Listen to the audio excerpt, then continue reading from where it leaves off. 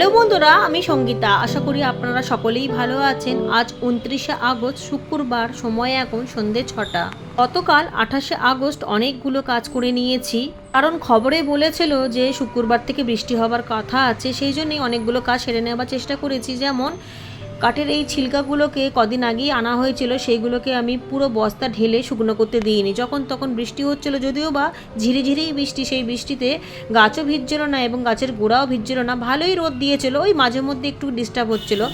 যেহেতু ভাদ্র মাসে এরকমই হয়, সাথে এইসব আগাছা ঠাগাছা শুকনো পাতা কাঁচা পাতা যেগুলো রয়েছে সেইগুলোকেও রোদে দিয়েছি। আর তার আগের দিনকে যে আমি কাঠের ছিলকাগুলো বস্তার মধ্যে দিয়েছিলাম, বস্তা শুদ্ধ নেই, সেটাকেই আমি আবারও বেঁধে রেখে দিয়েছিলাম। যেহেতু বৃষ্টির জন্য খুলতে পারিনি, সেটাই আমি গতকাল ভালোভাবে খুলে টাপের মধ্যে ঢেলে ভালোভাবে আমি শুকনো করতে দিয়েছি। আর দুদিন শুকনো করতে দিলে ভালো হতো, কিন্তু বৃষ্টির জন্য সেটা আর দেওয়া হয়নি, তাই অল্প করে একটা রোদই খাইয়েছি। ঠিক আছে, বৃষ্টি কমে গেলে আবারও দেবো। এক বোন জিজ্ঞাসা করেছো কাঠের এই ছিলকার বদলে যদি কাঠের ভুসি দেওয়া হয় সেগুলোও কি রোদ খাওয়াতে হবে? হ্যাঁ, অবশ্যই। রোদ খাইয়ে নিলে ফাঙ্গাসের ভয় থাকবে না। এটা যেমন ছিলকা, এর তলাতে কিন্তু কাঠের অনেক ভুসি রয়েছে। এখন ঢালতে পারছি না, যেদিন পুরোপুরি ঢালবো সেদিনকে আপনাদেরকে দেখিয়ে দেবো। অল্প একটু হাওয়া দেওয়াতেই আমার এই স্ট্রাকচারটা মানে একেবারে খুলে গিয়েছিল। সেটাই আজকে দড়ি ঠড়ি কাঁচি এনে জোগাড় ভালোভাবে বেঁধে দিয়েছি। তবে আজকে কিন্তু একটা লাঠির সাপোর্ট দিইনি, দুটো লাঠি দিয়ে তৈরি করেছি, যাতে একটু মজবুত হয় আর ঝড় বাতাস যাই হোক না কেন খুলে যাতে না যায়। তবে কাজ করতে গিয়ে এতটুকু শান্তি নেই, কোনো সময় কাঁচি পড়ে যাচ্ছে, কোনো সময় পচা দড়ি বেরাচ্ছে, দড়ি ছিঁড়ে যাচ্ছে, ব্লেড খুঁজে পাচ্ছি না। ছাদের কাজ করতে গিয়ে নানান রকম চিন্তা করতে গিয়ে আমি অধিকাংশ সময় জিনিস ভুলেই যাই যে কোথায় কি রাখি।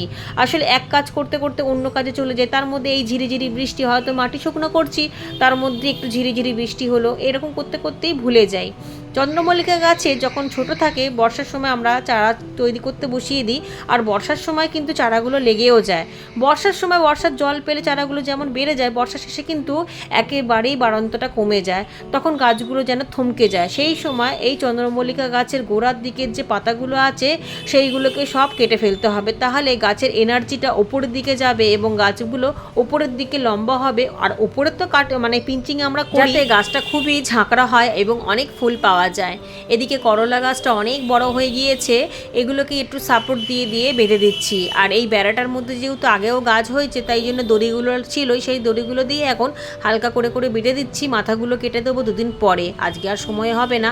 এই টেকোমা গাছটিকে রিপোর্ট করতে হবে। প্রায় 2 বছর মতো এই 10 ইঞ্চি প্লাস্টিকের টবের মধ্যে রয়েছে। এখন মাটিটা তাড়াতাড়ি করে শুকিয়ে যাচ্ছে। এতদিন বৃষ্টি ছিল তাই অসুবিধা হয়নি, কিন্তু এই টানা বৃষ্টিটা যেহেতু বন্ধ ছিল, তাই জন্য গোড়াটা ভীষণ শুকিয়ে যাচ্ছে, শেকড় ছড়িয়ে গেছে। একটু বড় টবের দরকার, সাথে গাছগুলোকে যেহেতু আমি একটু খাটো করে রাখি, তাই শেকড়েও কাটাই ছাটাই করে দেবো। ঠিক যেমন ওই জবা গাছটিকে 12 ইঞ্চি গ্রো ব্যাগটার মধ্যে আমি দিয়েছি, তাতে কিন্তু রেজাল্ট খুবই ভালো পেয়েছি। গাছটা ভীষণই ঝাঁকড়া হয়েছে এবং ফুলে ভরে গিয়েছে।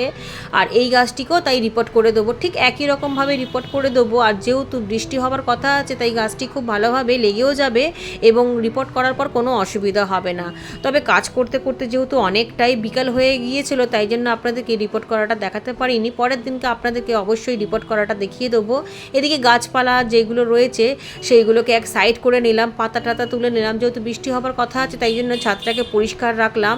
এদিকে লেবু গাছটিও অনেক দিন রয়েছে এই ছোটো বালতিটার মধ্যে, মাটিটা একেবারে জমাট হয়ে গেছে, একটু খুঁচিয়ে নিতে হবে। আজকে আর হবে না, এটা একটা অন্য দিন করবো। সাথে গোড়াটাও একটুখানি কাটাই ছাটাই করে নতুন মাটি দিয়ে বসিয়ে দেবো। অল্প অল্প জল দিচ্ছি, লেবু গাছ খুব একটা জল বেশি পছন্দ করেও না, সেই জন্য অল্প অল্প জল দিলেই যথেষ্ট। আর এদিকে অনেক টব কিন্তু আমি খালি করা শুরু করে দিয়েছি। গরমের বাগান হোক বা শীতের বাগান, আমি কিন্তু সচরাচর টব খুব একটা কিনি না, কারণ কিছু কিছু গাছ ছাদ বাগানে এমনও থাকে যেগুলো ঋতু পরিবর্তনের সাথে সাথে ফুল দেওয়া কমিয়ে দেয় বা সবজি দেওয়াটাও কমিয়ে দেয়। সেই সব গাছগুলোকে তুলে দিই, যেমন শসা টোসা গাছ। এই গাছগুলো যেহেতু সারাটা বছর হয় না, মানে সারাটা বছরে গাছ পাল্টে বসাতে হয়। একটা শসা গাছ বসালে তো সারাটা বছর থাকবে না, সেই জন্যই যখন ফলনটা কমে যায় তখনই সেই গাছটিকে আমি ছাদ বাগানে ব্যবহার করে নিই, কিচেন কম্পোস্টে বা শুকিয়ে বেডের তলায় দিই, আবারও সেখানে নতুন গাছ করতে দিই। এই ভেন্ডি গাছের অবস্থাটাও ঠিক তাই হয়েছে। নিচের ভেন্ডি গাছগুলো ভীষণ ভালো রয়েছে, তবে এই ভেন্ডি গাছগুলো চেহারাটা একেবারেই খারাপ হয়ে গিয়েছে, একটা দুটো করে ভেন্ডি পাচ্ছি। সেই জন্য এই মাটিটাও ব্যবহার হয়ে যাবে এবং এই গ্রো ব্যাগগুলোর মধ্যেই আমি টেকোমা গাছ আর একটি জবা গাছ রিপোর্ট করে দেবো। আর এই গ্রো ব্যাগের মধ্যে কাঠের ভুসি দিয়ে মাটি তৈরি করেই কিন্তু ভেন্ডি গাছগুলো করেছিলাম। ভেন্ডি গাছের চেহারাটা যেমনই হোক, ভেন্ডি কিন্তু সারা গরমে অনেকই পেয়েছি। এখন যেহেতু ফলনটা কমে গিয়েছে আর আমার মাটিরও দরকার প্লাস গ্রো ব্যাগটারও দরকার, শুধু শুধু ভেন্ডি গাছগুলোকে রেখে তো লাভ নেই। রেখে দিলেই তো খাবার দিতে হবে, জল দিতে হবে, মাটিটাও আটকা থাকবে আর ফলন হবে একটা দুটো। সেই জন্যেই এই বাতিল গাছগুলোকে তুললেই অনেক টব খালি বেরিয়ে যায়, এতে ছাদ বাগানটাও হালকা হয়, অনেক জায়গাও পেয়ে যায় এবং অনেক টব বা গ্রো ব্যাগ খালি পেয়ে যায়, শুধু শুধু কেনার প্রয়োজনই পড়ে না। সেই জন্য আমি আপনাদেরকেও বলবো, যখনই কোনো বাগান করবেন, শীতের হোক বা গরমের হোক, চট করেই গ্রো ব্যাগ বা টব কিনবেন না বা ক্যারেট কিনবেন না। তাতে অনেক জায়গায় এরকমভাবে জুড়ে থাকবে আর ছাদ বাগানটা গিজিবিজি হয়ে যাবে, টাকাটাও তো নষ্ট হয়, সাথে মাটিগুলোও তো জোগাড় করতে লাগে। সে আপনি যেভাবেই তৈরি করুন বা কিনে আনুন, করতে তো হয়। সেরকমই কিছু কিছু গাছ যেগুলোর ফলন একেবারেই কমে যায় বা ভালো থাকে না, সেই গাছের গাছপালার পাতা টাতাগুলোও কাজে লাগিয়ে নেবেন এবং গাছের মাটিটাও কাজে লেগে যাবে, আবার টবটাও খালি পেয়ে যাবেন। ভেন্ডি গাছের এই ডালগুলো ফেলবো না, এই ডালগুলোকে শুকনো করবো, ছোট গাছের সাপোর্ট হিসাবে খুবই ভালো হবে। এদিকের এই জবা গাছটা দেখুন, ওই গ্রো ব্যাগের মধ্যে দেওয়াতে কত সুন্দর ঝোপালো হয়েছে এবং গাছে কুড়ি ভর্তি হয়ে গেছে।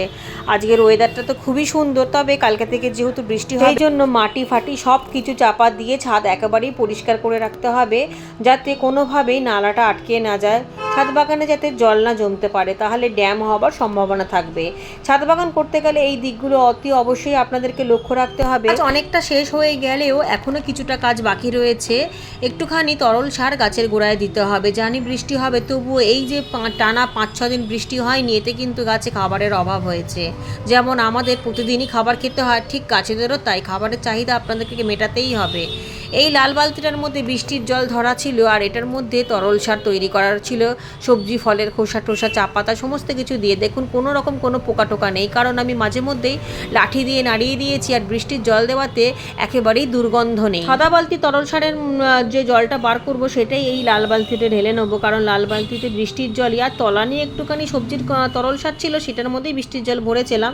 এই দেখুন মগে করে তুলছি, বৃষ্টির জলে একেবারে পরিষ্কার। এই জলটার মধ্যেই সাদা বালতির তরল জলটা মিশিয়ে সমস্ত গাছে অল্প অল্প করে দিয়ে দেবো। যেহেতু এটা একটা উন্নত মানের তরল সার, খুব ভালো খাবার গাছেদের জন্য, তাই নষ্ট করা একেবারেই যাবে না, যাতে তলা দিয়ে বেরিয়ে যেতে না পারে। এমনভাবে অল্প অল্প দিতে হবে যাতে গাছ পুরো অ্যাবজর্ব করে নেয় জলটা, এতেই গাছ খুব ভালো খাবার পেয়ে যাবে। তারপর তো কালকে থেকে বৃষ্টি হবে, আর কোনো অসুবিধা হবে না। যে কদিন বৃষ্টি হবে সে কটা দিনই ভালো, গাছের খাবার পেয়ে যাবে এবং গাছগুলো একেবারে সবুজ এবং সতেজ থাকবে। বৃষ্টি সকালবেলা হতে না হতেই শুরু হয়ে গিয়েছিল, আর সাত জেরেতেই আমি কিন্তু অনেক জায়গায় বৃষ্টির জল ধরে রেখেছি, কারণ এখন শীত পড়ে যাবে আর তো তেমনভাবে বৃষ্টি হবেই না, তাই বৃষ্টির জল এখন ভীষণই মূল্যবান। আর অনেক টব কিন্তু এর মধ্যে আমি বার করে নিয়েছি, মানে এই টানা কয়েকদিন ধরেই অনেক টব আমি তৈরি করে নিয়েছি, মানে খালি করে নিয়েছি, যেই সব গাছগুলো ফলন একেবারেই কমে গিয়েছিল, এগুলোর মধ্যে সব শীতের গাছ আমি বসিয়ে দেবো। আর শীতকালে তো অনেক টব লাগে, কারণ অনেক গাছ করতে হয়, যেমন ফুল গাছ তেমনই সবজি গাছ, তাই জন্য টবটাও তো অনেক লাগে। এদিকে বৃষ্টির জল জমা হয়েছে, যেহেতু কাঠটা দেওয়া ছিল তাই জন্য একটু জলটা লাল হয়ে গিয়েছে, কোনো ব্যাপার নেই, এই জলটাও আমি রেখে দেবো।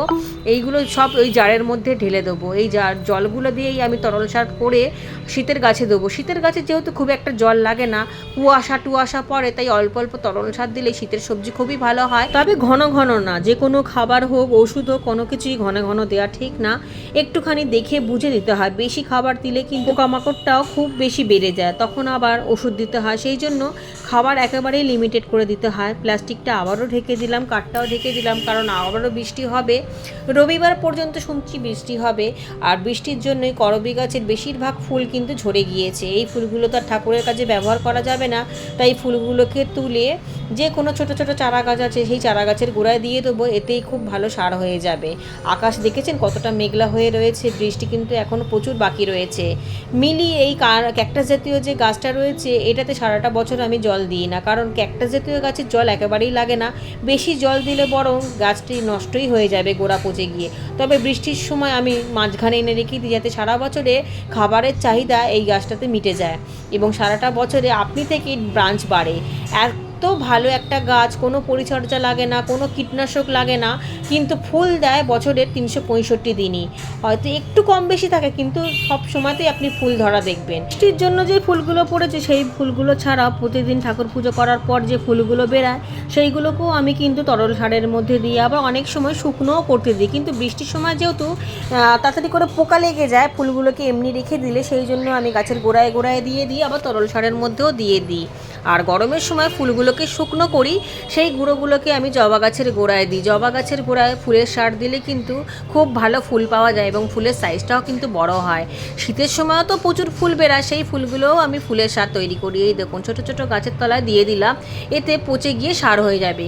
এক বন্ধু জিজ্ঞাসা করেছো কচু শাক আমি কিভাবে করেছি, মানে কচুর গাছ কিভাবে করেছি, কোনো বীজ বা দানা বা কোনো বাল্ব থেকে তৈরি করেছি কিনা। না, আমি এরকম কোনোভাবেই তৈরি করিনি। বাজার থেকে যে কচু শাক কিনে এনেছিলাম, সেই কচু শাকটা রান্না করার পর গোড়াটা আমি এরকম হালকাভাবে বসিয়ে দিয়েছিলাম মাটির মধ্যে, এবং সেই ভিডিও কিন্তু আমি অনেকবার দিয়ে দিয়েছি চ্যানেলে।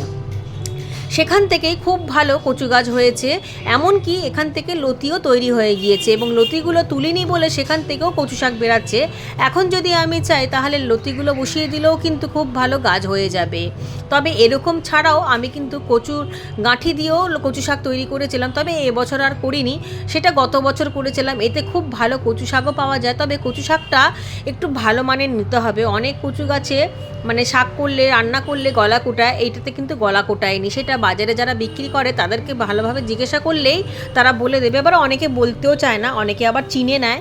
আমরা যেহেতু শহরাঞ্চলে থাকি তাই আমরা অতটা জানি না, তাদেরকে জিজ্ঞাসা করলে ওরা বলে দেয়।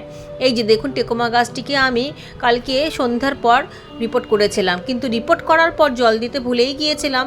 তবে জানতাম যে কালকে একটু বৃষ্টি হবে, তো সকালবেলা গিয়ে অল্প জল দিয়ে আসবো, এই ভেবেই রাত্রিবেলার জল দিইনি।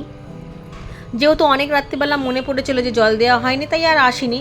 তবে ভোরবেলা জল দিতে আসার আগেই অনেক জোরে বৃষ্টি নেমে গেছে, প্রায় 1 পজলা বৃষ্টি হয়েছে, তাতে পুরো গাছটাই ভিজে গিয়ে মাটিটাও পুরো ভিজে গিয়েছে। আর আমরা সবাই মোটামুটি জানি যে বৃষ্টির জল পেলে গাছ আর অন্য কিছুই চায় না, বৃষ্টির জল গাছেদের জন্য একেবারেই অমৃতর মতো কাজ করে।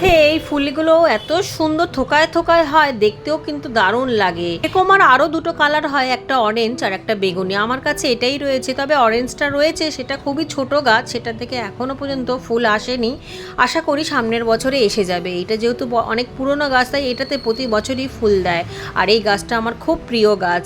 এক সাইডে রেখেছি, কলা গাছের কাছে বেঁধে দিয়েছি যাতে কোনোভাবে হাওয়াতে পড়ে না যায়। যেহেতু গ্রো ব্যাগে দিয়েছি তো একটু মাটিটা বসে গেলে আর চিন্তা হবে না। এদিকে বাগানে আর একটা জবা ফুটেছে, আর এই জবার কালারটা আমার খুব ভালো লাগে, হলুদের মধ্যে লাল রং। এই গাছটাতে সারাটা বছরই কম বেশি করে রোজই প্রায় ফুল দেয়, এত সুন্দর ফুল। আমার বাগানে পুনে ভ্যারাইটি, ব্যাঙ্গালোর ভ্যারাইটি এবং দেশি ভ্যারাইটিরও অনেক জবা গাছ আছে। জবা গাছে একটু খাবারটা বেশি লাগে, খাবার দিলেই কিন্তু জবা গাছে অনেক বেশি ফুল পাওয়া যায়। একটুখানি পুজোর ফুলও তুলে নেবো। আর যেহেতু আমার ছাদ বাগানে ফুল গাছটা একটু বেশিই আছে, কারণ আমি ফুল গাছ করা ভীষণ পছন্দ করি। এত ফুল ঠাকুর পুজোতে দরকারও পড়ে না, সেই জন্য বাগানে যখন ফুটে থাকে দারুণ সুন্দর দেখতে লাগে। আকাশ একেবারেই মেঘলা হয়ে রয়েছে, অল্প অল্প সূর্যের আলো দেখা যাচ্ছে মাঝে সাঝে, তবে বৃষ্টি এখন টানা চলবে। তবে এখন বৃষ্টি হলেও কোনো অসুবিধা তেমন হবে না, কিন্তু শীতের সময় যদি এরকম বৃষ্টি হয় তাহলেই তো কোনো গাছ ঠিকভাবে করা যাবে না, কারণ শীতের গাছ এত বেশি জল পছন্দ করে না। ঠিক আছে বন্ধুরা, আজকের ভিডিওটা আমি এখানেই শেষ করলাম। আপনারা সবাই খুব ভালো থাকুন এবং সুস্থ থাকুন।